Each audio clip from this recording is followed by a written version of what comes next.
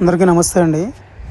Boat బ్రోలో సంబంధించినటువంటి మనకి boat bro income wallet ఏదైతే ఉందో అది మనకు ఒక 3 months వరకు అంటే 90 days వరకు కూడా వచ్చిన ప్రాఫిట్ని P2P సేల్ చేసుకోమన్నారు. అది మీకు తెలిసిన విషయమే.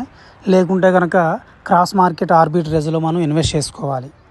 సో ఈ 3 నెలలు అయిపోయిన తర్వాత యథావిధిగా మనకి USDT విత్డ్రాల్ ఇస్తారు అని చెప్పేసి అన్నారు. కాబట్టి ఈ 3 నెలలు కూడా క్రాస్ మార్కెట్ ఆర్బిట్రేజ్లో ఇన్వెస్ట్ చేసుకునేటోళ్ళు మన బోట్ బ్రో ఐడి నుంచి క్రాస్ మార్కెట్ ఐడికి ఎలా ట్రాన్స్ఫర్ చేసుకోవాలి, అలాగే బోట్ బ్రో ఇన్కమ్లో ఉన్నటువంటి ప్రాఫిట్ని క్రాస్ మార్కెట్ వాళ్ళకి క్రాస్ మార్కెట్ ఐడికి ఎలా సేల్ చేయాలనే దాని గురించి చిన్న వీడియో వివరణ.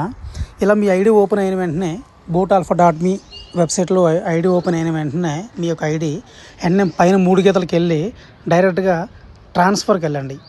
ట్రాన్స్ఫర్ క్లిక్ చేసిన తర్వాత మధ్యలో transfer to cross market .ai చూడండి, అక్కడ ఉంది క్రాస్ మార్కెట్ .ai. దాన్ని క్లిక్ చేయండి.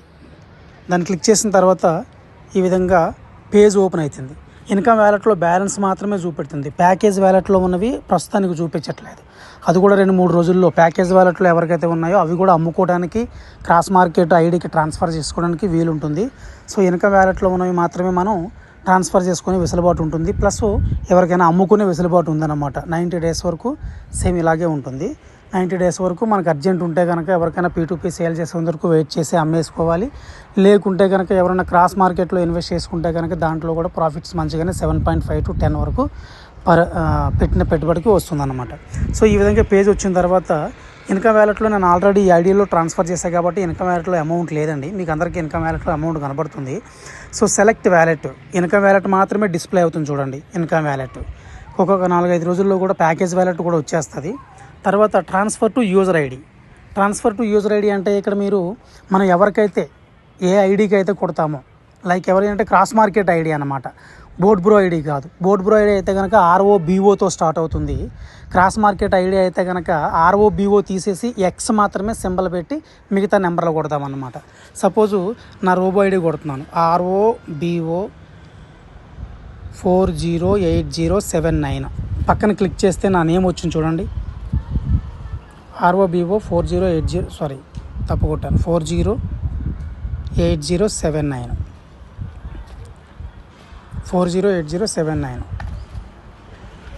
ROBO. సరే, ఇది వదిలేయండి. ట్రాన్స్ఫర్ యూజర్ ఐడి అనగానే ఎవరి యూజర్ ఐడికి అయితే కొడుతున్నారో, క్రాస్ మార్కెట్ ఐడి కొడుతున్నారో ఆ ఐడి యొక్క ROBO తీసేసి X కొట్టాలన్నమాట. సో నాది ROBO 808079 అయితే X మాత్రమే ఫస్ట్ ఎంటర్ చేస్తున్నాను. X 408079 పక్కన ఇక్కడ క్లిక్ చేస్తే నా నేమ్ వస్తుంది చూడండి, తాతాజీ అని. సో తర్వాత ప్రాసెస్ చేయమన్నమాట. ఎన్ని డాలర్లు ఉన్నాయో, ఎన్ని డాలర్లు సేల్ చేసుకుంటున్నారో, లేకుంటే ఎన్ని డాలర్లు మీరు అమ్ముతున్నారో, ఎన్ని డాలర్లు మీరు క్రాస్ మార్కెట్కి ట్రాన్స్ఫర్ చేస్తున్నారో అన్ని డాలర్లు మీరు సపోజ్ ఎన్ని అయితే అన్నీ కొట్టేయాలి. కానీ ఇందులో అక్కడ లేవు, నేను చేస్తున్నాను. Same transaction password కొట్టేసేయండి.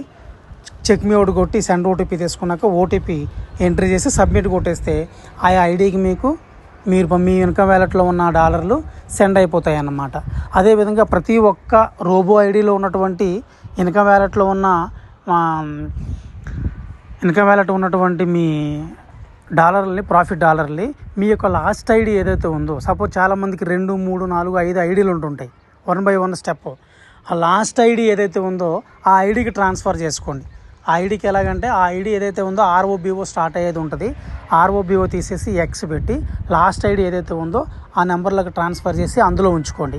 సో అందులోకి వెళ్ళిన తర్వాత మీరు క్రాస్ మార్కెట్లో ఇన్వెస్ట్ చేసుకోవాలనుకుంటే ఇన్వెస్ట్ చేసుకుందరు. కానీ లేకుంటే కొంచెం వెయిట్ చేస్తే కనుక ఎవరైనా మన దగ్గర డాలర్లు కొనేటోళ్ళు దొరికితే కనుక P2P పర్చేజ్ చేసుకునేటోళ్ళకి దొరికితే కనుక వాళ్ళు మనకి అమ్మేసుకోవచ్చు అనమాట. ఈ విధంగా బోట్ బ్రో నుంచి ఇన్కమ్ వ్యాలెట్లో ఉన్నటువంటి డాలర్స్ని క్రాస్ మార్కెట్ దానికి ట్రాన్స్ఫర్ చేసుకోవచ్చు అనమాట. Thank you so much.